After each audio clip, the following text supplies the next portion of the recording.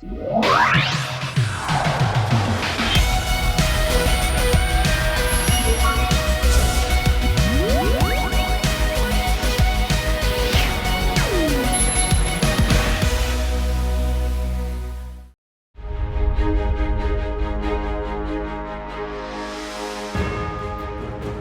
안녕하십니까? 박상규입니다. 한국인 선교사가 간첩 혐의로 모스크바의 악명 높은 구치소에 갇혀 있습니다. 북한과 밀착하면서 우크라이나를 몰아붙이고 있는 러시아가 정치적인 지렛대로 활용하고 있는 게 아니냐는 의혹이 제기되고 있습니다. 대통령 전용 헬리콥터가 17년 만에 교체됩니다. 물망에 올라있는 후보 기종들을 알아보고 대통령 헬기의 역사와 중요성도 짚어보겠습니다. 전국 의대 교수들의 집단 사직서 제출이 초읽기에 들어갔습니다. 유급 시한을 넘긴 의대생들의 처리 방향도 주목이 되고 있는데요. 의료개혁 속보 자세히 전하겠습니다. 먼저 박성원 서울신문 논설위원, 문성묵 한국국가전략연구원 통일전략센터장 모시고 말씀 나누겠습니다. 어서 오십시오. 네, 안녕하십니까. 안녕하세요. 네. 자, 뭐 이 영화나 드라마에서나 볼 법한 이상한 구금이 이루어졌습니다. 한국인 선교사 백모 씨가 중국에서 블라디보스토크로 들어간 며칠 뒤에 전격 체포됐고요. 그리고 시베리아를 건너 모스크바로 옮겨져서 악명 높은 구치소에 갇혔습니다. 자, 이 지도로 지금 설명을 해드릴 수 있는데, 자, 러시아의 발표도 황당했죠? 예, 그렇습니다. 그 한국인 선교사 백모 씨가 중국에서 육로를 거쳐서 러시아 블라디보스토크로 들어간 것이 지난 1월로 알려져 있는데요. 여기서 며칠 뒤에 러시아 연방보안국 FSB에 체포가 됩니다. 네. 그런데 여기서 또 2월 말에 모스크바로 이송이 되어서 아주 악명 높은 레포르토보라는 구치소에 구금이 됩니다. 네. 그리고 구금이 되었다가 이것이 또 알려진 것은 바로 최근, 네. 한참 지난 13일 날 발표가 알려져서 가시화가 되게 되었습니다. 그러니까 러시아의 관영 따스통신의 보도도 네. 내용을 문면만 보면은 좀 의혹이 많아요. 어떻습니까? 예, 그렇습니다. 이 타스통신의 보도에 따르면 이 혐의가 국가 기밀 정보를 외국 정보기관에 넘긴 혐의다. 이렇게 돼 있습니다. 네. 이른바 간첩죄인 거죠. 그렇죠. 그런데 이 알려지기는 이분이 이제 한 10년 가까이 이 현지에서 탈북민이나 이런 분들을 뭐 지원했다라고 알려지긴 했지만 기본적으로 어떤 인도적 지원의 네. 활동을 해온 것으로 알려져 있는데 여기에다가 이런 무시한 이제 간첩 혐의로 아주 이례적으로 한국인 선교사를 추방이 아니라 체포하는 네. 어떤 첫 사례가 됐고. 그러면서 타스는 이렇게 하면서도 어떤 백 씨와 관련한 형사 사건이나 자료나 이런 것들은 1급 기밀로 취급하고 있어서 아무것도 구체적인 그럼 뭘 했다는 건지 이런 것은 나오는 게 현재 없는 상태입니다. 그러니까 1급 탑시크릿이라는 얘기인데 그렇습니다. 그런 이유를 달아서 발표할 수 없다. 그것도 좀 이상하잖아요. 그렇습니다. 하여튼 민간인 신분으로 갔던 사람을 이렇게 간첩죄로 하면서 구체적인 혐의 내용은 밝히지도 않고 다른 일정 같은 것도 일체 비밀로 하고 있습니다. 네. 당시에 이 백선교사의 부인도 함께 체포가 됐었습니다. 하지만 당일에 무혐의다 이렇게 하면서 바로 풀려났습니다. 백 씨 부부가 체포된 건 지금 말씀 들으신 대로 1월이었는데 러시아 측은 2달을 묵혔다가 문서로 우리 측에 통보했습니다. 이것 자체도 매우 이례적이에요. 그렇습니다. 그러니까 앞서 설명을 해 주셨습니다만 중국에서 육로를 이용을 해서 블라디보스토크에 갔고 러시아 연방보안국에 의해서 부부가 같이 체포가 됐어요. 그런데 이제 부인은 무혐의로 바로 석방이 됐고 남편만 지금까지 이제 러시아 측에 의해서 구금이 돼 있는 그런 상태인데 지금 알려진 바로는 이 부인이 석방이 된 후에 바로 블라디보스토크에 있는 한국 총영사관에 남편이 그렇게 됐다는 사실을 알렸고 네. 우리 측 영사관 측은 블라디보스토크 러시아면부 대표부에 백 씨의 소재 파악 이런 것들을 요청을 했다고 그래요. 네. 그런데 러시아 측에서 아무런 답을 하지 않다가 한참 지난 시점에 연방보안국이 한국 대사관에게 문서로 이걸 통보를 했고 그리고 이제 언론에 발표된 것은 타스통신을 통해서 발표가 됐습니다.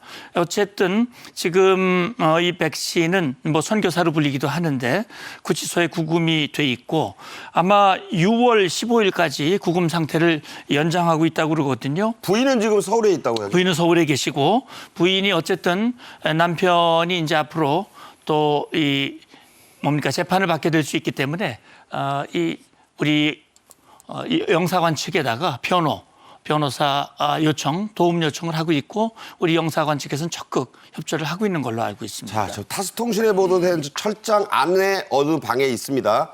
아주 그 영화에 나오는 살벌한 곳입니다. 백선교사가 구금되어 있는 모스크바의 레포르토보 구치소. 이오시프 스탈린 시절부터 악명이 자자한 곳이라죠? 그렇습니다. 이 구치소는 그 방이 거의 모든 수감자들이 독방에 갇혀 있는 것으로 아주 유명하고요. 그 1년 전에 미국 월스트리트 저널 기자도 간첩 혐의로 체포가 돼서 현재 여기 수감이 돼 있는데 네. 이 스탈린 때부터 말씀하신 것처럼 피해 숙청지라고 불릴 정도로 KGB가 간첩이라든지 정치범 이런 사람들을 고문하고 또 처형하는 그런 것으로 아주 악명이 높은 곳입니다. 들어가면 거의 뭐 제대로 못 나왔다 그래요? 그렇습니다. 네. 자, 그런 곳에 지금 우리 선교사를 지금 수감해 놓고 있고 미국 월스트리트 저널 기자도 어딘가에 지금 같은 그런 방에 수감이 돼 있다고 합니다. 자, 백선교사가 소속된 지구촌 사랑의 쌀 나눔 재단이란 곳에서 러시아가 통보한 백 씨의 혐의들은 그야말로 얼토당토 않다.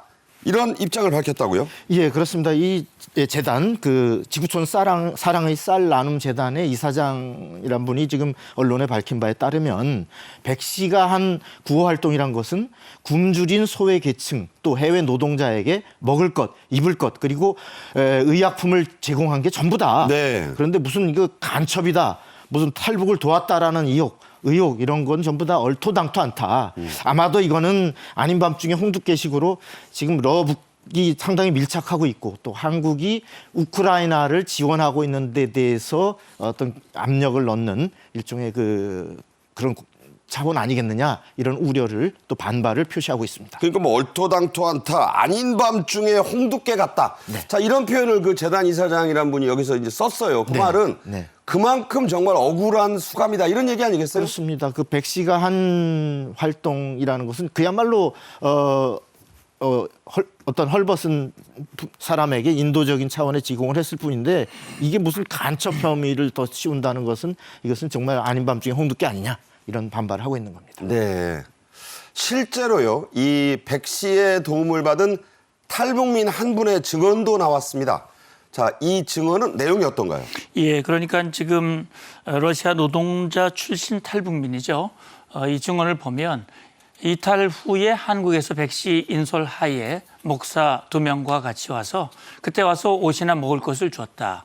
이제 밥가마, 이제 밥솥을 얘기하는데 이것도 예. 가져왔다. 한 달에 한 번 또는 2달에 한 번 자주 왔는데 결국은 이분이 어떤 정치적인 활동을 한 것이 아니고 순수하게 어려운 탈북민을 돕는 일을 했다라고 하는 것을 앞서 재단 이사장도 얘기를 했고 탈북민도 이렇게 증언을 하고 있기 때문에 이 러시아 측의 이런 조치가 상당히 좀 의구심이 든다라는 생각을 갖게 됩니다. 자, 이분은 난민증 발급을 기다리던 그 어려운 때 백선교사가 와서 순수한 도움들을 주고 가신 분이 아니냐라고 지금 증언을 한 거죠. 예, 그렇습니다. 그러니까 이제 난민증 말씀을 하셨는데 러시아도 국제 난민 협약에 가입이 돼 있습니다. 난민은 글자 그대로 정치적인 이유로 만약에 그 나라로 돌아갈 경우 핍박을 받게 되고 신변의 위해를 느낄 경우 보호하도록 그렇게 국제사회가 규정한 협약이거든요. 그러니까 이제 노동자로 있다가 탈북을 해서 난민증 요청을 하면 심사를 해서 난민증이 나올 때까지는 상당히 신분이 불안하지 않습니까? 네, 네. 그 과정에서 이 도움을 줬다는 그런 얘기입니다. 그리고 이제 난민증이 나오면 난민 캠프에 들어갔다가 수개월 이내에 제3국으로 추방되는 네. 이런 절차를 거쳐왔는데 그 과정에서 이제 아마 이분이 순수 인도적 차원에서 도움을 주셨다라는 그런 증언이라고 볼 수 있습니다. 네. 구소련 시절부터요, 지금까지 우리 국민이 간첩 혐의로 러시아 땅에서 체포가 된 첫 번째 사례입니다. 자, 갑자기 러시아가 국교를 맺은 우리에게 이러는 이유는 뭘까요? 우리가 이제 러시아와 국교를 맺은 것이 1991년이거든요. 벌써 뭐 30년이 지나지 않습니까?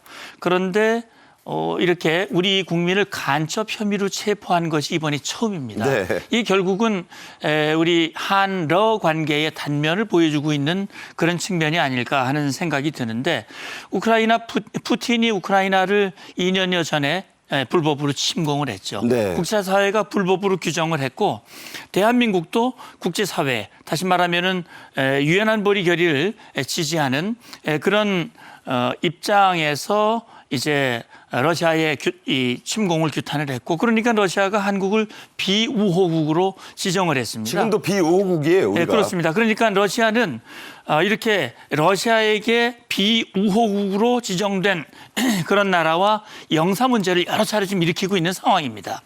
거기에다가 국제사회가 러시아에 대해서 제재를 하고 있지 않습니까? 네네. 우리 대한민국도 러시아산 원유를 우리 원유 도입의 약 60%까지 도입을 했었는데 쌌으니까요. 예. 그런데 이제 국제사회의 움직임에 따라서 우리도 국제사회 제재에 동참을 하고 있는데 이것이 결국은 러시아가 우리에게 무언가 불이익을 주고자 하는 그런 의도가 담겨져 있는 것이냐 아니냐라는 의구심이 들고 있는 것입니다. 그러니까 경제적인 거나 우크라이나 문제에서나 여러 가지로 좀 한국이 마뜩치 않아서 예. 비우호국으로 묶어놨었는데 네. 이제 뭔가 건수가 없을까? 뭐 속된 말로 그런 느낌도 드는군요. 예, 그런 의구심이 지금 드는 겁니다. 그러니까 이것은 한러 관계, 특히 이제 러시아가 우크라이나를 침공을 했고 한러 관계가 불편해졌고 이건 뭐 러시아가 국제사회에서 사실 왕따가 된 거고요. 그러니까요. 한 가지 주목되는 건 뒤에 나오겠습니다만 북한과 러시아의 관계 이것도 좀 의심이 되는 부분입니다. 네. 러시아는 작년 3월에 앞서도 잠깐 나왔지만 미국의 월스트리트 저널 아주 저명한 신문이죠. 그 모스크바 특파원인 기자도 간첩 혐의로 체포해서 말씀드린 대로 백선 교사와 같은 이 악명 높은 구치소에 가둬놓고 있습니다. 우크라이나 전쟁 이후 미국뿐만 아니라 다른 서방 국민들을 체포하는 건수도 크게 늘었죠, 지금? 예, 그렇습니다. 방금 말씀하신 그 미국 국적의 게르시코비치라는 에반. 에반 게르시코비치라는 월스트리트 저널의 모스크바 지부 특파원이 간첩 혐의로 작년 3월에 체포되지 현재 1년째 수감 중입니다. 근데 저 사람이에요? 예, 네. 혐의 내용인즉 러시아가 밝힌 혐의 내용인즉 러시아군에 대한 거짓 정보를 퍼뜨렸다. 이렇게 주장을 했는데요. 그 서방 기자가 소련 해체 이후에 이렇게 간첩 혐의로 체포된 것은 처음입니다. 네. 그리고 또 잇따라 최근에 또 체포들이 많이 이루어지고 있는데 바로 지난달에 30대 독일 남성이 상트페테르부르크 공항을 통해서 입국을 하다가 네네. 가방에 그 대마 젤리 그러니까 6개가 들어 있었는데 그 마약이긴 하지만 예. 네. 그런데 이것을 갖고 바로 마약 밀수 혐의를 적용해서 바로 체포를 해버렸고 또 같은 달 그 미국 국적의 여성, 이중 국적의 미국 여성이 반역죄로 체포가 그거 됐는데요. 엄청난 거거든요, 러시아에서는. 반역죄로 체포됐는데 그 사유인즉 바로 우크라이나군에 대한 무기 구입 자금을 지원하는 단체에 자금을 지원했고 또 미국에서 열린 우크라이나 지원 어떤 집회 행사에도 참여했다. 이런 것이 바로 그 혐의 내용이었습니다. 네, 참 지금 러시아 지금 아주 저렇게 하고 있습니다. 러시아가 적대적 관계의 외국 국민들을 구금해서 정치적인 지렛대, 이 협상의 카드로 활용한다는 지적이 그래서 나옵니다. 실제로 1년간 이런 일들이 아주 잦았다고요? 예, 그러니까 이제 AP통신 보도에 따르면 지난 1년 동안 여러 국적의 외국인들이 다양한 혐의를 적용을 해서 이제 체포를 했고요. 이게 결국은 러시아가 외국에 수감돼 있는 러시아 국민, 자국민 협상을 위한 어떤 협상 수단, 정치적 목적으로 이용하는 것이 아니냐라는 그런 분석들을 하고 있습니다. 특히 이제 외교 전문가들도 그런 얘기를 하고 있어요. 한국이 사실 러시아와 굉장히 가까운 그런 입장에 있었지 않습니까? 네, 그렇죠. 뭐 러시아에 현대 공장도 있었고요. 그런데 이렇게 긴밀한 그런 관계에 있다가 이제 러시아의 우크라이나 침공 이후에 사실은 한국이 눈에 가시같이 된 거예요. 아하. 그러니까 특히 한국이 우크라이나에게 직접 무기를 제공하지는 않지만 어쨌든 우회적인 방법으로 한국이 도움을 주고 있다라고 하는 것이 러시아 측 입장에서 눈에 가시와 같은 것이고. 푸틴도 경고를 여러 번 했죠. 예, 경고를 했고요. 아마 그런 과정에서 아마 러시아 측에서도 무언가 어떤 방식으로 한국을 좀 불편하게 만들 것인가라는 것을 찾고 있던 중에 이것이 걸린 것이 아닌가. 그래서 결국은 한국인 선교사를 인질로 만들어서 이걸 한국 정부 또는 한국의 대러관계에 길들이기로 활용하려고 하는 것이 아니냐라는 그런 의구심을 갖고 있는 겁니다. 그러니까 말이 참 재밌는 표현이 나온 게 눈에 가시 같은 한국이 눈에 띄게 활동하니까 이번에 아주 손을 본 거다 이런 얘기가 있어요. 예, 그렇습니다. 네. 그러니까 결국은 러시아 입장에서는 뭐 사실은 이렇다 하게 한국에 불편하게 해줄 수 있는 방법이 떠오르지 않다가 이게 이제 지금 하나의 수단으로 활용이 되고 있는 것이 아니냐 이렇게 보는 거지요. 예. 자, 러시아 당국은 영사접견을 돕겠다면서 우리 당국과 긴밀하게 협조하고 있다고 밝혔습니다. 하지만 정작 뭔 수사를 어떻게 하는지, 재판은 또 어떻게 할 건지, 함구령을 내렸는지 철저히 비밀에 붙이고 있다고요? 예, 그 러시아 외무부의 그 마리아 자하로바라는 대변인이 13일 날 정례 브리핑에서 이 백씨 관련 질문을 받고서 그 현재 한국 측과 이 문제에 대해서 긴밀히 협의하고 있다라고 밝히고 또 영사 접견 가능성도 검토 중이다라고까지는 밝혔습니다. 네네. 그렇지만은 구체적인 수사 재판의 일정이라든지 관련한 정보에 대해서는 일체의 기밀이라는 입장을 유지했고요. 네, 그야말로 크렘린이에요. 예, 그리고 그러면서 타스 통신은 이와 관련해서 이제 국가 기밀 정보를 외국의 정보기관에 넘긴 혐의다 이렇게 보도를 했습니다만 러시아 당국은 철저하게 함구령 속에서 보안을 유지하고 있고 그게 뭔지를 안 알려주는 거죠. 예, 뭘 잘못했다 이게 구체적인 게 없고 그래서 혐의 세부 내용은 일절 공개가 되지 않고 있습니다. 네, 방금 말씀하신 마리아 자하로바 여성 대변인입니다. 외무부 러시아 대변인인데 묘한 언급을 했어요. 자, 러시아 외무부 대변인의 이 언급을 한번 저희가 그래픽으로 준비했는데 자, 이런 얘기했습니다. 이 사안이 양국 관계에 미치는 영향과 관련해 최근 한국에서 양국 국민의 이익에 반하는 행동이라고 간주할 수 있는 것들 그게 많다 그랬어요. 간주할 수 있는 많은 것들을 보고 있다. 자, 외교적 수사가 있지만 어떻게 읽어야 됩니까, 저 말을? 예, 그러니까 양국 관계에 미치는 영향 그랬고 양국 국민 이익에 반하는 행동이 한국에서 그걸로 간주할 수 있는 행동이 많이 일어나고 있다라고 얘기를 했거든요. 결국은 러시아 측 입장에서는 자기들의 정당한 행동을 불편하게 만들 수 있는 그런 행동을 아마 이 우회적으로 표현한 것이지만 그렇게 얘기를 했을 거예요. 앞서도 말씀드렸습니다만 이제 국제사회가 러시아의 침공을 규탄하고 있고 특히 러시아에 대한 제재를 하고 있고 네. 한국이 그 국제사회 뭐 그런 침공 행위를 우리가 눈 감을 수 없는 것이고 우리도 국제사회 글로벌 중추국가로서 정말 자유와 평화를 위협하는 행동을 묵과할 수 없다. 그렇기 때문에 함께하는 것인데 그걸 지금 러시아 측은 양국 국익을 해치는 반하는 그런 행동이라고 얘기를 한 거예요. 네. 그러면서 상호 이익을 도모하기 위해서 해야 된다. 다시 말하면 한국이 한국 국민의 안전을 지키기를 원한다면 이 인지를 어떻게 풀어내려면 하면 우리가 원하는 방향으로 말도 조심하고 행동도 조심하고 우리가 원하는 방향으로 해야 된다. 그런 것들 협상 과정에서 제대로 해야 된다라는 것을 지금 대변인이 사실은 우회적인 압력을 가하고 있는 것이 아니냐 하는 생각인데 어쨌든 우리는 그런 걸 떠나서 법과 원칙과 외교 어떤 관리에 따라서 하는 것이 전 맞다고 봅니다. 네, 외교 수사 속에 담겨진 푸틴의 속내는 바로 그런 것이란 뜻입니다. 결국 자 우크라이나에 대한 우리 정부의 직간접적 지원 가능성을 이제는 좀 차단하겠다 이런 포석이라는 얘기가 많습니다. 러시아의 진짜 속내, 푸틴의 속내는 무엇인지 또 이 사태를 풀어낼 우리의 이 솔로몬의 지혜는 뭐가 있을까요? 예, 지금 그 러시아의 의도는 아마 한 세 가지 정도로 압축될 수 있는데 첫째 우크라이나에 대한 한국의 직간접 지원을 차단하려고 하고 둘째로는 북러 한층 긴밀해진 지금 북러 관계에서 북한이 아주 싫어하는 그 탈북자 지원 활동 이런 것들을 차단함으로써 일종의 북한에 선물을 주는 일석이조의 효과를 노리고 있고 그러니까 북한에도 좀 잘 보이겠다는 예, 거죠. 그렇습니다. 그리고 또 하나는 마지막으로 그 나발리 최근에 그 옥중 사망한 반푸틴 활동가 나발리의 사망으로 어수선한 국내 정국을 수습하기 위한 차원에서 이 사건을 가시화했다. 이렇게 보기 때문에 우리가 철저하게 더 분석 통해서 정교하게 외교적 채널을 통해서 우리의 입장을 알리고 또 설득해 나가는 이런 노력이 필요한 것 같습니다. 그러니까 당장 이 백 씨의 신병이 풀려나진 않겠지만 예.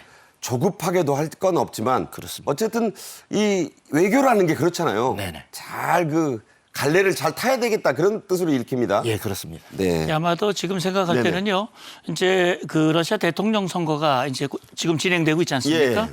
아마 대선이 끝나고 나면 푸틴이 김정은에게 약속했던 대로 평양 방문이 이루어질 가능성이 있습니다. 그렇죠. 그러니까 일련의 정치 일정들이 끝나는 과정에서 우리 정부 외교부가 러시아 측과 소통을 하면서 이것은 정치적으로 정치적인 그런 것보다는 정말 인도주의적인 차원에서 하는 것이 러시아에게도 좋고 우리에게도 좋고 이것이 양국 관계를 더 악화시키지 않는 요인이다라는 걸 강조할 필요가 있다고 생각합니다. 네, 선거가 지금 많이 치러지잖아요. 러시아 대선, 미국 대선. 그렇습니다. 어쨌든 백 씨의 고생은 네. 좀 길어지지 않겠나.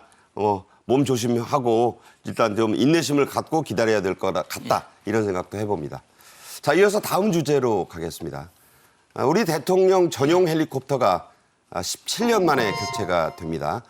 해외 순방에만 쓰이는 대통령 전용기보다 더 자주 쓰여서 철통 보안, 또 첨단 기능이 주목되고 있는데요. 먼저 영상으로 보겠습니다.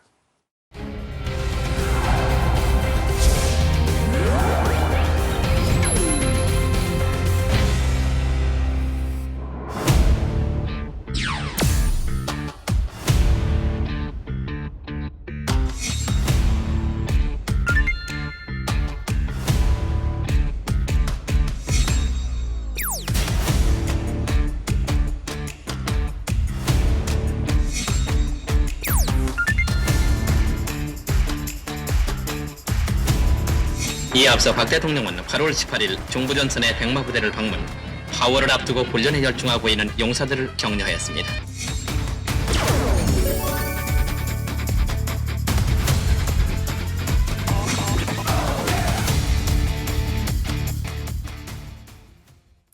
현재 윤석열 대통령이 사용하고 있는 대통령 전용 헬기는 미국의 유명한 그 로키드 마틴사의 S-92를 개조한 겁니다. 김대중 정부가 교체를 검토했지만 실제로 도입돼서 타고 다닌 건 노무현 대통령이었죠. 예, 대통령 전용 헬기면 대통령이 타고 이동하는 수단이지 않습니까? 사실은 국내에서 많이 이동하는 것이기 때문에 중요한 것인데 지금 말씀하신 로키드 마틴사, 사실 정확하게 말하면 시콜스키, 로키드 마틴의 이 계열사인 시콜스키에서 만든 S-92, 이 S-92는 14인승입니다. 이 14인승 S-92를 VIP용으로 개조한 것이 바로 VH-92입니다. 네. 근데 말씀하신 대로 1999년에 김대중 대통령 당시 그 정부에서 대통령 전용 헬기의 교체를 결정을 했는데 실제 도입이 된 것은 그로부터 8년 후인 2007년 11월 노무현 정부에서 이것이 도입이 됐어요. 예. 그러니까 상당히 대통령 전용 헬기 많지도 않은데 상당히 많은 시간이 소요됐다라는 얘기인데 이번에도 보면 2030년을 목표로 지금 추진하고 있습니다. 그러니까 윤석열 정부에서 추진하는 거지만은 실제 윤 대통령이 이걸 타게 될지는 아직은 알 수가 없는 것이고 물리적으로 보기 좀 쉽지 않아요. 쉽지 않을 것 같습니다. 그래서 상당히 시간이 많이 걸릴 가능성이 있다 이렇게 생각이 됩니다. 네. 자, 이 대통령 전용 헬기는 하늘의 미니 집무실이라고도 불립니다. 대당 가격이 약 500억 원 정도 되는데요. 각종 첨단 항법 기능은 물론이고 다양한 무기로부터의 방어 기능까지 갖추고 있죠. 예, 그렇습니다. 이 지금 VH-92는 그 노무현 정부 때인 2007년에 세 대를 도입을 했는데요. 대당 500억 가격으로 해서 한꺼번에 세 대 하면서 1,300억에 도입을 했는데 최대 시속이 270km고요. 최대 비행 거리가 800km로 알려져 있습니다. 그 하늘의 집무실이라고 불릴 만큼 국내 다양한 현장 활동을 대통령이 수행할 때 그 직무를 일종의 지휘를 하기 위한 지휘 헬기로서의 네. 기능을 할 수 있도록 다양한 직무가 가능하고 또 하나는 무엇보다도 방어 기능이 다양하게 갖춰져 있습니다. 레이더 경보 수신기라든가 적외선 방해 장비 또 미사일 추적을 따돌릴 수 있는 어떤 기만 장치 그다음에 첨단 항법 그리고 레이더 그리고 광학 열상 장비 같은 게 갖춰져 있기 때문에 악천 후에도 기동이 가능한 헬기입니다. 군사적으로 좀 여쭤볼게요. 네. 그 대통령 헬기라는 게 뭐 그래서는 안 되겠습니다만 유사시가 참 많을 수 있는 기종이잖아요. 그렇습니다. 좋지 않은 날씨, 눈 비 올 때도 띄워야 되고 또 누군가의 공격을 받을 수도 있으니까 그렇습니다. 지금 열거된 장비들이 왜 필요합니까? 예, 그러니까 지금 석 대를 도입했다고 아까 말씀을 하셨는데 한 대는 대통령이 타는 거고 나머지 두 대는 사실 위장용이거든요. 아, 그렇기 네. 때문에 이제 석 대를 도입을 한 것이고 그렇군요. 지금 말씀하신 대로 레이더 경보 수신기라고 하는 것은 이게 지금 사실 우리가 가지고 있는 VH-92에는 공격용 무기는 탑재되어 있지 않지만 네. 적의 공격으로부터 방어하기 위해서는 레이더 경보 수신기를 통해서 적이 공격할 어떤 미사일이든 무엇이든 그걸 차단할 수 있도록 또 이 대통령이 이동하면 여러 가지 통신이 이루어지는데 이걸 이 통신을 차단하고 방해할 수 있는 감청을 또 차단해야 되겠죠? 그럼요. 그다음에 미사일 추적을 기만하기 위한 그런 장치 여러 가지 이런 장치들이 있어야 되고요. 악천 후 다시 말하면 비가 온다든지 구름이 낀다든지 또는 야간이라든지 이런 상황 속 그다음에 평지 외에도 산악 지역도 갈 수 있는 것이고 이런 전반적인 기상이라든지 지형이라든지 상황 속에서 대통령의 안위를 지키기 위한 그런 것이고 헬기 타보셨죠? 저 물론 타봤습니다. 네. 굉장히 시끄럽잖아요. 엄청 시끄럽죠. 근데 지금 떠다니는 집무실이라고 말씀하셨거든요. 그럼 집무실에서 소통이 안 되면 곤란하니까 안 되죠. 이 방음 장치 이게 완벽하게 저는 안 타봤습니다만 그 대통령 헬기 안 타봤습니다만 이 일반 헬기는 엄청 시끄럽거든요. 소통이 안 됩니다. 그냥 뭐 소리 질러야 돼요. 그리고 이거 막아야 되거든요. 이걸. 예, 그런데 아마 그런 것들이 모두 다 이 장착된 그런 헬기라고 보시면 됩니다. 네. 전용 헬기를 처음으로 활용해서 타고 다닌 분은 박정희 전 대통령입니다. 박정희 대통령은 미국 벨사가 만든 수송 헬기 UH-1을 탔었는데요. 그 모습 영상으로 보시죠. 네, 박정희 전 대통령이 지방시찰을 위해서 타던 UH-1의 모습입니다. 추억의 그런 태극기가 있고요. 자, 저게 말이죠. 월남전 때 저 헬기가 많이 나와가지고 유명한 월남전 영화 치고 저거 안 나온 게 없어요. 그때 이제 맞습니다. 문짝을 떼고 기관총으로 하고 영화 플래툰에도 나오고 지옥의 묵시록에도 나오던 바로 그겁니다. 이 헬기의 별명이 휴이라고 하죠. 네. UH-1은 말씀드린 대로 베트남 전쟁 때 옛날 월남 전쟁 때 미군의 수송용 헬기로 그야말로 맹활약을 했죠. 그렇습니다. 사실 대통령 전용 헬기를 처음으로 타신 분이 박정희 대통령이거든요. 사실 그때 1960년대 우리 도로망도 좋지 않았고요. 대통령이 전국 방방곡곡을 정말 또는 군부대 시찰을 할 때 이 UH-1을 사용을 했는데 말씀하신 대로 베트남전 월남이 정글로 돼 있지 않습니까? 그렇죠. 그리고 사실은 비정규전이 많았어요. 그리고 이 밀림 정글 같은데 베트콩이라든지 월맹군들이 숨어서 그런 유격전을 벌였기 때문에 저격도 있고요. 그럼요. 그렇기 때문에 이 헬기가 굉장히 많이 광범위하게 사용됐고 수송용으로 맹활약을 했습니다. 근데 이제 이게 UH-1이라고 하는 것은 병력 수송용이지 공격용 헬기는 아니거든요. 네. 그러다 보니까 이 헬기가 굉장히 공격에 유용한데 그러려면 무장을 좀 해야 되겠다. 그래서 나온 게 이게 AH-1입니다. 일단 UH-1이 전투용으로 갔다가 예. 네. 근데 그게 더 발전돼서 나온 것이 바로 코브라. 그 유명한 예, 코브라. 유명한 코브라 공격형 헬기. 특히 코브라 같은 경우 이 전차 공격용으로 유명하죠. 그래서 이 UH-1은 이제 이미 퇴역이 됐고요. 이제 우리 각군 특히 육군에서는 이 UH-1을 국산 수리온으로 대체를 했습니다. 그러니까 50년이 넘어서 이제 역할을 마치고 박물관이나 이런 데로 갔고요. 예. 그래서 지금은 수리온. 그렇습니다. 이 수리온은 또 의무 장비를 탑재를 해서 메디온이라고 하는 이름으로 이 긴급 의무 후송용 헬기로도 지금 활용이 되고 있습니다. 그러니까 이국종 교수가 그 많이 했었던 맞습니다. 닥터 헬기. 예, 닥터 헬기. 그게 또 이거예요. 예, 이게 메디온이라고 하는 헬기입니다. 그러니까 참 정말 여러 역할을 했던 그런 헬기입니다. 그러니까 과거에는 외국산 헬기를 도입해서 사용을 했지만 이젠 국산 수리온이 그 자리를 대체하고 있고 그렇습니다. 네. 자, 윤석열 정부가 교체할 새 전용 헬기들에 대해서 이제 알아보겠습니다. 후보들이 한 4개 돼요. 그중에 첫 손가락에 꼽히는 게 바로 미국 시콜스키사의 S92A 플러스.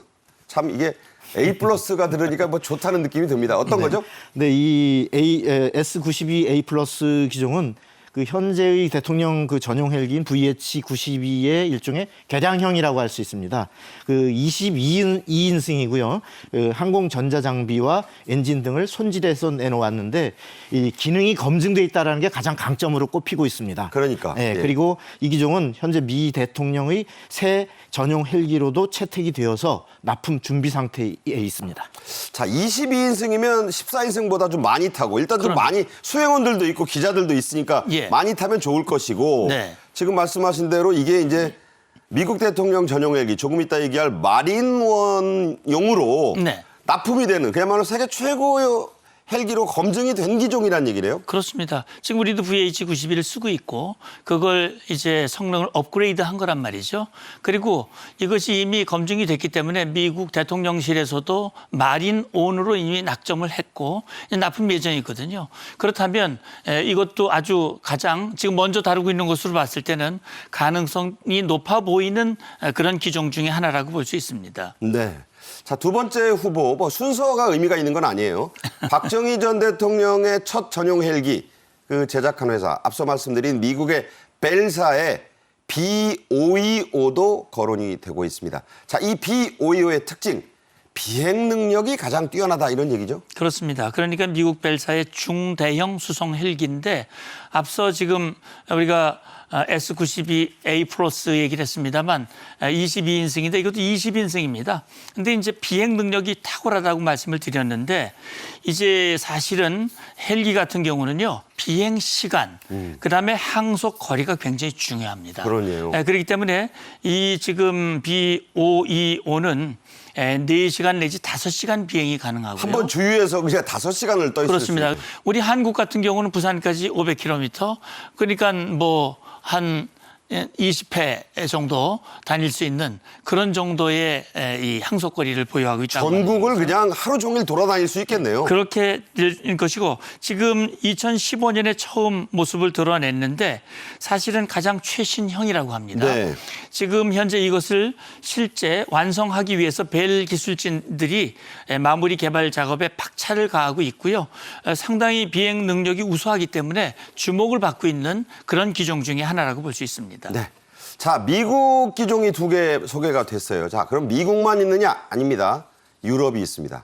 이탈리아 하면 생각나는 천재, 레오나르도 다빈치의 이름을 딴 이탈리아의 제작사 레오나르도사의 AW101도 주요 후보 중 하나인데요. 최대 탑승 인원이 30명인 대형 헬기입니다. 자, 영국과 일본군이 군용 기동 헬기로 지금 쓰고 있다고 하네요. 그렇습니다. 그 후보 기종 중에서 지금 말씀하신 것처럼 그 탑승 인원이 30명으로 가장 큰 대형 기종이고요. 그 영국, 일본, 나토군이 군용 기동 헬기로 사용 중인데 우리가 영화 아마 그 007 스카이프를 보시면은 네네. 거기서 아마 헬기를 보신 기억이 있을 텐데 바로 거기서 등장하는 이 기종이고요. 그만큼 영국군이 가장 많이 쓰고 애용하는 기종입니다. 네, 영화에도 나왔었고 또 이탈리아가 자랑하는 기술력의 집약체 가장 크고 많이 탄다. 네. 자, 그럼 만약 그 청와대나 대통령 취재도 해보셨으니까 우리 박 의원은 네. 대통령 전용 헬기에 많이 타는 게 장점입니까? 뭐 저는 직접 전용 헬기를 타보지는 못했습니다. 공군 1호기는 타봤지만은 이 그 수행 인원이라든지 경우에 따라서는 그 이동할 때 많은 인원을 태우고 가고 그 즉석에서 어떤 또 간략한 회의를 나눠야 될 때도 있기 때문에 바로 그것도 하나의 강점이 될 수 있을 겁니다. 네, 가급적 수행진이 많이 탈 수 있는 것도 네. 집무실이니까 회의도 해야 되고 하니까 그렇습니다. 좀 많은 것이 장점이 될 수 있으니까 고려 대상이라는 얘기입니다. 네. 그리고 이제 네 번째, 꼴찌란 뜻은 아니고요. 유럽 에어버스 헬리콥터사 프랑스 회사입니다. HEOM도 후보입니다. 프랑스군의 전투 탐색 구조 전용 헬기, 좀 어렵습니다. 어떤 건지 소개해 주시죠. 예, 탐색 구조라고 하는 것은 이제 전쟁이 발발하면 전투기라든지 헬기라든지 이런 이 장비들이 전쟁 중에 이제 낙하할 수, 추락할 수도 있고요. 그러면 탐색 구조를 해야 되지 않습니까? 네. 이걸 전용으로 하는 헬기고, 이 프랑스 에어버스, 이 뭐 헬기 전용 회사죠. 에어버스 회사의 장비이고요. 슈퍼 쿠커라고 하는 별명을 가지고 있습니다. 이거는 29개의 좌석이니까 앞서 AW101과 거의 맞먹는 크기를 가지고 그러네요, 있죠. 뭐. 예. 그다음에 이 중량이, 탑재 중량이 4,750kg입니다. 거의 5톤 가까이. 그럼 5톤 가까이이기 때문에 대단히 큰 겁니다. 그러니까 이 지금 이 슈퍼 쿠커도 굉장히 중요한 후보군에 올라가 있는 이유 중에 하나는 뭐냐면 우리 공군이 선호한다고 그래요. 결국 이 지금 대통령 전용 헬기는 공군이 운영을 하거든요. 그렇죠. 지금 미국 전용 헬기는 해병이 지금 운영을 하는데. 그래서 마린이잖아요. 네, 근데 우리 공군이 운영하는데 사실은 공군 조종사들이 공군이 선호하는 기종이 바로 지금 프랑스 에어버스사의 이 기종이라는 얘기인데, 왜냐하면 1988년에 에어버스에서 만든 슈퍼 푸마 헬기 석 대를 도입을 해가지고 10여 년 동안 사용한 경험이 있습니다. 써본 거다. 그렇습니다. 그리고 현재 공군 탐색 구조전대에서 이 슈퍼 푸마를 참모총장 VIP용으로 운영을 하고 있고, 그 전에 1988년 노태우 대통령 시절부터 타고 다닌 헬기가 바로 슈퍼 푸마라고 얘기를 합니다. 네. 그렇기 때문에 이것도 굉장히 중요한 그 후보 기종 중에 하나라고 볼 수가 있고요. 그 전에 1982년에도 벨 4125P 이 기종 역시 석 대를 보유하고 있고 지금 조종사 훈련용으로 사용을 하고 있습니다. 그러니까 이 에어버스사의 이 기종도 중요한 후보 중에 하나라고 볼 수 있습니다. 네. 대통령 전용 헬기 하면 역시 미국이 떠오르게 됩니다. 그 대명사인 미국의 머린1, 머린이라는 게 이제 해병대란 뜻이죠. 트럼프 전 대통령이 재직 시절 우리 오산기지에 이걸 타고 올 때 모습 함께 보겠습니다. 네, 2017년, 벌써 7년 전이네요. 11월 7일 미국 트럼프 전 대통령, 당시 대통령이 오산 미 공군 공항에 도착했을 때 저거가 왔습니다. 저게 그 유명한 미국의 대통령 전용 헬기 마린1인데 엄청난 그 위력과 그 안에 있는 모든 장비들이 뭐 대단하다고 하죠. 소음 차단 효과도 있고 해병대가 운용한다고 그래서 마린1. 1호기는 이제 공군 1호기는 에어포스 1. 그 원을 붙입니다. 당시 이제 저 장면을 잊지 못해서 이제 트럼프 대통령이 대통령 선거에 이번에 또 나서려고 하고 있죠. 자, 윤석열 대통령도 작년 8월에 바이든 미국 대통령이 보낸 이 마린1을 타고 같은 겁니다. 캠프 데이비드 별장에 가서 한미일 정상회담을 했었죠. 당시 모습도 함께 보겠습니다. 네, 대통령 전용 헬기 마린1을 보내줬어요. 그때 기시다 총리한테도 보내고. 근데 이제 먼저 보냈다고 해서 그때 예우를 받았다. 이런 얘기가 나는데 저 비행기에 이제 윤석열 대통령이 타고 있었습니다. 그러니까 자신의 1호 헬기를 내셨다고 해서 네. 의전 얘기가 많이 나와. 국빈 의전이었다. 그렇습니다. 내리는 윤석열 대통령의 모습입니다. 저기서 내려서 이제 캠프 데이비드, 워싱턴에서 저걸 타고 왔다가 네. 캠프 데이비드로 바로 간 거죠. 자, 말씀드린 대로 미국 대통령 전용 헬기는 에어포스 1. 영화 제목도 있죠. 그 공군 1호기로 불립니다. 마린1이라면 미 해병대 1호기란 뜻인데요. 왜 이런 이름을 붙였을까요? 예, 그러니까 지금 말씀하신 대로 이 마린1이라고 하는 이름이 붙여진 것은 사실은 미국 대통령, 역대 대통령 중에 존 F 케네디 대통령이 해군 장교 출신인데 이분이 전용 헬기 관리와 운영 의전을 해병대에 맡겼다고 합니다. 네. 이후에 대통령 헬기는 해병대 1호 헬기 마린 1으로 불리면서 지금까지 이어져 왔다는 얘기거든요. 지금 미국의 전용기인 마린 1은 시콜스키사의 제품입니다. 대형 기종 VH-3D 11대가 있고 소형 기종인 VH-60N 이 9대가 지금 마린 1으로 사용이 되고 있는데 사실 아까 잠깐 영상에서 보셨습니다만 트럼프 전 대통령이 한국을 방문했을 때 이 마린 1을 타고 DMZ를 방문했거든요. 그리고 지금 미국에서 캠프 데이비드 이동할 때 윤석열 대통령도 이동을 했는데 이 마린 1의 특징을 보면요. 위장용까지 2대가 운영이 되고 있고요. 프로펠러와 동체 일부를 분해해서 들여왔다는 등치가 크니까 저걸 그대로 못 오죠? 예, 분해를 해서 대형 수송기에 실어가지고 와서 다시 조립을 해가지고 이 가동을 한 겁니다. 재조립을 해서. 엔진이 3개라는 얘기는 무슨 얘기입니까? 엔진이 3개입니다. 그러니까 이제 아까 UH-1 휴이라고 불렸던 UH-1 소개를 했는데 그건 단발 엔진입니다. 엔진이 하나입니다. 근데 그 다음에 이제 좀 발전된 게 UH-60이라는 게 있어요.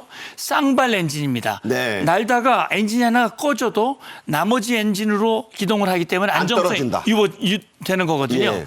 그런데 이게 대통령 전용기 엔진이 3개인 거예요. 아. 2개가 꺼져도 떨어지지 않도록 그렇게 만들었던 얘기입니다. 이게 마린 1 같은 경우는 그렇게 제조된 장비다 이렇게 보시면 되지요. 탄도미사일 방탄 프레임에 미사일 경보 시스템을 갖추고 있다. 이게 미국 대통령 전용 헬기쯤 되면 필요한 건가요? 그렇습니다. 그러니까 미국 대통령은 뭐 사실은 미국이 본토 내에서 공격을 받은 경우가 없었는데 2001년 기억나시죠? 9.11 있잖아요. 9.11 테러가 네. 있었거든요. 그렇기 때문에 미국 내에서도 얼마든지 그런 공격을 받을 수가 있다라고 하는 것을 염두에 두고 특히 이제 마린1 같은 경우는 미국 내에서도 운용되는 게 아니라 해외에 방문했을 때 뜨기 때문에 이런 지금 방탄 프레임, 미사일 경보 시스템, 날아다니는 백악관으로 지금 활용이 되고 있다 이렇게 봅니다. 네. 대통령 전용 헬기 교체를 계기로 한 여러 얘기들 나눠봤습니다. 자, 이제 오늘의 마지막 주제로 가겠습니다. 의료개혁 속보인데요. 전국 의과대학 교수협의회가 14일 밤에 온라인 긴급회의를 열었습니다.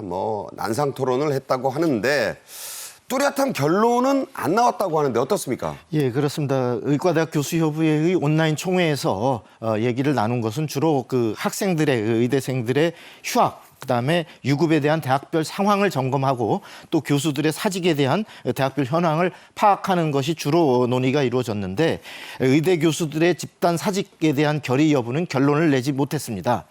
다만 개인적으로 자발적으로 사직을 하겠다라는 교수들의 의향은 굉장히 많은 것으로 파악됐다고 협의회 측은 언론에 밝히고 있습니다.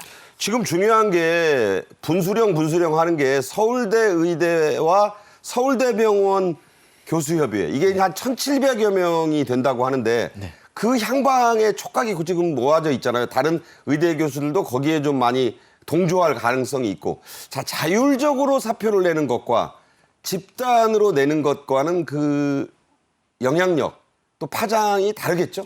그렇습니다. 우선 그 효과 면에서도 난 개인 사정으로 자발적으로 했다라는 것과 집단으로 한 것은 일종의 집단 행위로서의 그 일종의 업무 방해라든지 법적으로도 보다 제재에 걸릴 가능성도 많고 또 당장의 어떤 현재 병원의 의료 인력의 공백 사태를 야기하는데 집단 사직이라고 하는 것은 지금 전공의에 이어서 전체적인 환자들의 어떤 그 돌봄이 완전히 중단될 수 있는 이러한 파급력을 가질 수 있기 때문에 의대 교수들도 아마 신중히 임하고 있는 것 아닌가 그렇게 생각됩니다.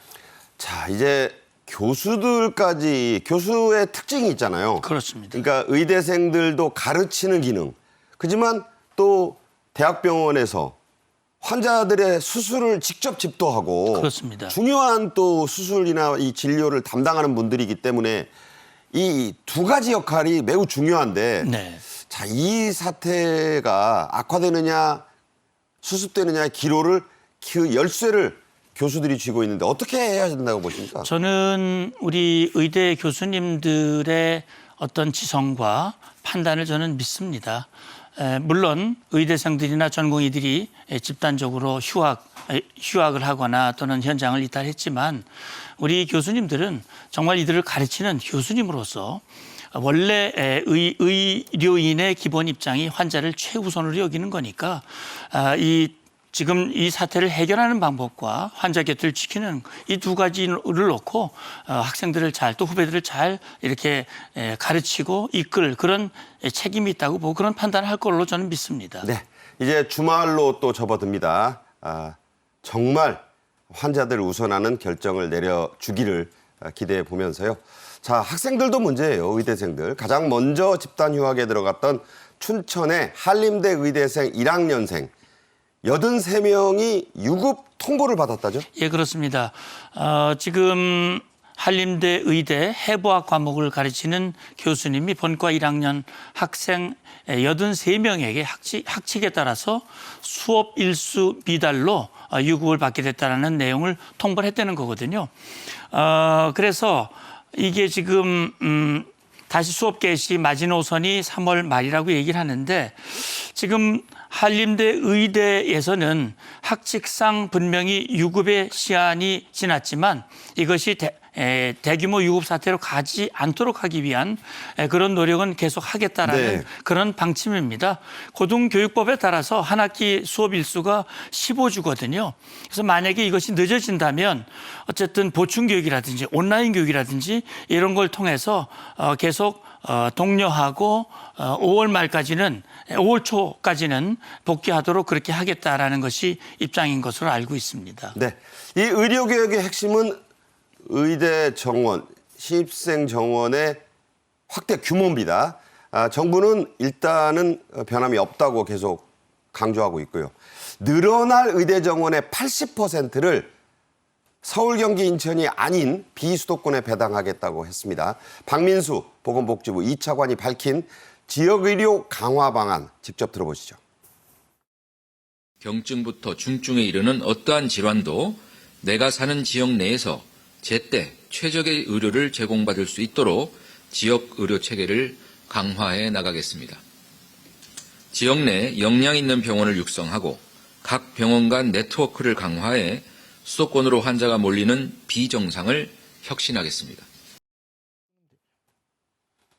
네, 자 우선요 늘어나는 의대 정원의 80%는 지방에 배치하겠다는 그 대목이 있어요. 자, 이건 왜 중요하다고 보십니까? 예, 지금 2,000명의 증원에 대해서 현재 40개 의과대학 중에서 27개를 차지하고 있는 지방에다가 8할 1,600명을 배정하고 나머지 400명을 13개 수도권 대학에 배정하겠다는 것인데요. 무엇보다도 지역 의료의 공백을 막고 공백을 메우고 그다음에 의사들의 서울 쏠림을 막겠다는 것이 목적입니다. 그래서 이렇게 지방 위주로 더 많은 증원을 하는데 특히 부산대, 전남대, 전북대, 경북대, 충남대 이런 지역 거점 국립대학들 의 의대는 대폭적으로 스카이로 얘기되는 서울대, 연대, 고대 이런 의대보다 훨씬 큰 폭으로 많은 증원을 배정을 해서 지역의 중심적인 의료 역할을 수행하도록 하고 또 하나는 지역 인재 전형을 대폭 비율을 획기적으로 상향시켜서 어떤 지역에 정착하는 의료 인력의 인재들을 적극 확보하는 이런 조치로 구성되어 있습니다. 그러니까 의대 정원을 늘려도 네. 그 인원의 80%는 네. 이 소위 스카이든 이 주요 서울 위주의 의대로 배치하지 않고 네. 지방으로 하고 또 그 지방 거점 국립대의 신입생들 뽑을 때 그 지역에서 초등학교부터 나온 그런 신입생들에게 전형의 우대 그러니까 특혜를 더 주겠다 이런 얘기죠. 그렇습니다. 지역 무엇보다도 지금 심각한 것이 어떤 지역의 의료 거점들이기 때문에 이런 것들을 확보하기 위해서는 인재 배당 의대 인원 배정과 함께 지역 인재들을 적극적으로 많이 진입시킬 수 있도록 그렇게 증원 비율을 확대하겠다라고 하는 것이 정부의 방침입니다. 지금 군병원이나 군 의료기관들이 어렵게 버티고 이국종 대전병원장도 그렇고요. 자, 이게 사태가 이제 장기화되면서 환자들뿐만 아니라 가족들 또 일반 국민들도 참 언제까지 지금 전공의들이나 의사들이 이렇게 환자를 외면해야 하는 걸 보고만 있어야 할 건가 이런 우려가 있거든요. 그렇습니다. 그런 부분은 어떻게 생각하세요? 예, 그러니까 이제 잠깐 앞서 말씀드린 그 지역 인재 전형의 비율을 늘리겠다라고 하는 것이 그게 저는 부수적인 효과도 있을 거라고 생각이 돼요. 지금은 교육을 위해서 서울로 막 몰려드는데 지방 인재 전형 비율을 늘리게 되면 아마 공부를 하기 위해서 지방으로 내려가는 사람도 많이 생길 것 같아요. 네. 그러면 지방의 교육도 활성화가 되고 의료 문제도 해결이 되는 그런 문제인데 저는 말씀하신 대로 지금 우리 군이 지난 코로나 사태 때도 그랬고요. 국민의 생명과 건강을 지키기 위해서 최후의 보루와 같은 역할을 해왔고요. 지금 의료 사태 속에서도 지금 군의관 또 뭐 공중보건의들이 중요 병원에 지금 파견이 되고 있고 또 이 군 병원들 응급실을 개방을 해가지고 우리 국민들을 이 환자들을 치료하는 이런 조치들을 취하고 있거든요. 아마 상당히 많은 국민들이 혜택을 보고 있고 고마워하고 있는 것으로 알고 있습니다. 어쨌든 우리 군은 우리 장병들을 치료하는 것이 우선이지만 우리 국민들의 건강을 위해서 힘 닿는 데까지 최선을 다하겠다고 하는 것이 군의 입장으로 알고 있습니다. 네, 정책적인 지원 또 군 병원과 군의관 공보위들의 힘만으로는 한계가 있으니까 그렇습니다. 빨리 사태가 합리적인 선에서 타결이 되기를 다시 한번 기대해 보겠습니다. 이번 주말을 넘기면서는 좀 희소식이 나오기를 기대해 보죠. 박성원 서울신문 논설위원, 문성묵 한국국가전략연구원 통일전략센터장 모시고 말씀 나눴습니다. 잘 들었습니다. 감사합니다. 고맙습니다. 네. 토요일에는 주간 정책엔 이슈가 방송되니까 많은 관심을 부탁드립니다. 저는 3월 18일 월요일 정오에 다시 찾아뵙겠습니다. 고맙습니다.